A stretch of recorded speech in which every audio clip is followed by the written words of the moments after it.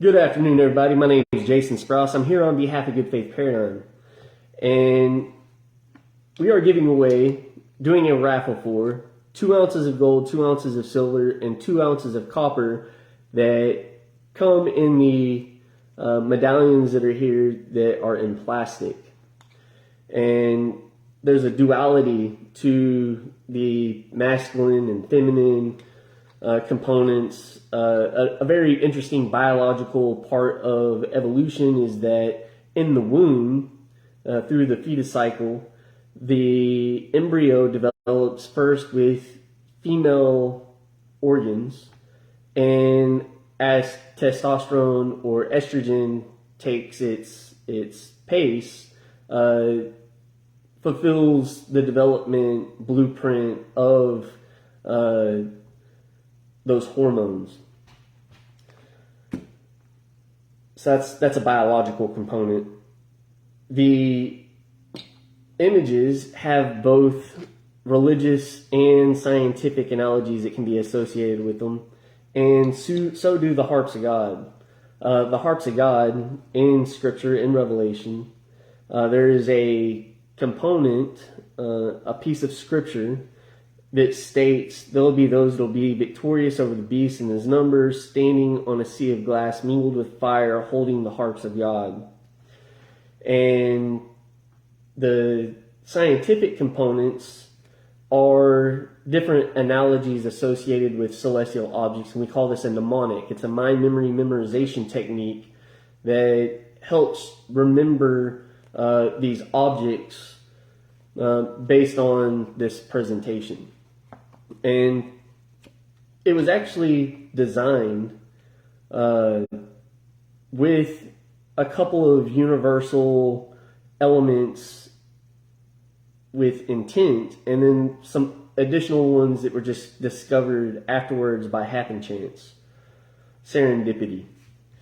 The design that it was supposed to look like was the aurora borealis. So here's a representation of an Earth-like planet and the original piece of art that has the aurora look to it. The other component was a universal look, so that whenever you are holding it and looking at it, and as we're moving through time and space at approximately 2 million miles an hour, if you're sitting somewhere stationary, then you're peering at something that has this universal look, and you're moving through time and space. So no sea or sky, just your mind in flight on a ride through the universe, despite the fact you can't see the ultimate reality. This was some poetry that it was inspired the design. And I was an event promoter, and the card was initially designed as a art piece that was a physical piece that you put up next to a digital piece, which throughout our presentation there's a number of different places to where you can put this art up to it, and it completes or fulfills a design synergy between that digital and physical medium. And the proceeds from selling the art would go on to putting on a music festival, which would be free for those that would attend. And the additional scientific analogies that are associated with it is at the beginning of the universe, after the Big Bang, after the universe started to cool, the hydrogen, helium, and lithium began to fill the universe. And during that expansion, you can kind of imagine this expansion and this vacuum creating vortexes where this gas accumulated and started to aggregate together. And once you had so much gas that was in one place where the mass of it created a fusion, then you had like the birth of the first star that came out of all of that gas that was in the universe. Another design element is a graviton. Graviton is a theoretical particle that would describe the force of gravity. Another design component is a supermassive black hole. So here's a representation of Earth Here we have another representation of Earth, and here's another representation of Earth. So it's this supermassive black hole and all these different stars. We're suspending these masses and rotating them around the vortex of that black hole. The art represents the supermassive black hole that is holding it in its gravitational pull. There's also rogue black holes that travel throughout the universe. As I'm sitting here having this conversation, like I said, we're moving approximately 2 million miles an hour. Somebody that's in a car, they're traveling 2,040,000 miles an hour. Somebody that's in a plane and they're going from one place to the next, they're traveling about 2,600,000 miles an hour. Somebody that's circumnavigating the Earth in the International Space Station, they're traveling 2,017,500 miles an hour. But we're never really moving faster than what we're moving sitting in any one place stationary. 2 million miles an hour is pretty fast speed for the momentum of our motion throughout time and space. Another element that it would represent is a quasar. A quasar is a supermassive black hole with the sun near its event horizon, and it's siphoning off the gas from that star, creating this arc that's lighting up the sky, and they're the brightest objects that we can see in the universe. Another design element is, with the galactic arms that we see in the universe, in our galaxy, and also in the universe, is from leftover remnants of dust and gas from the formation of the stars and planets. And we call it the Milky Way. In some other place in the universe, some other species that has evolved to our level of intelligence could probably call it something else. But this art has that look from this the remnants of this dust and gas in this galactic arm.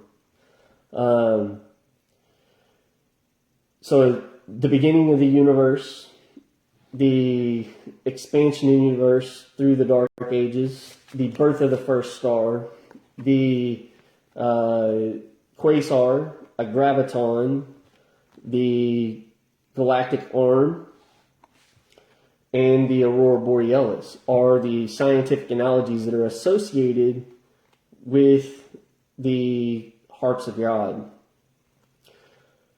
Whenever I first designed these, it was with an intent to put on that music festival, and I've been a music promoter for some time. Here's some flyers from my initial event. One was in 2000, and another was in 2001. And these Harps of God, there's some other additional synergies or synchronicities associated with this presentation. The art, there's something that's called a Workshire's ink block test. It's a psychological test. Here, look at this art, this ink block, and tell us what it looks like to you. There's no right or wrong answer. It's all about interpretation from the individual. But from my own interpretation, down here at the bottom, it looks like the body of the Sphinx and the head of the Sphinx. There's some presentation throughout some of our displays that enhance the ability to make that type of interpretation from the art. But here on the back of the dollar bill, you have the unfinished pyramid, and all of our currency says, "In God we trust." And this is the unfinished pyramid. So if you put this Sphinx over this unfinished pyramid and give it a 1 1,000, 2 1,000, 3 1,000, the time that it takes to cover that unfinished pyramid with the Sphinx, we could actually calculate the distance the actual Sphinx traveled through time and space as an additional conversation piece. an additional nod to tradition and history and evolution of theology. On these golden plates, which the proceeds from the Harps of God will go to molding these plates in solid gold and inlaying them with emeralds and sapphires and diamonds. There's a world that's represented here to where we'd also want to get these Harps of God done in onyx and emerald, and with the same type of presentation with the dollar bill.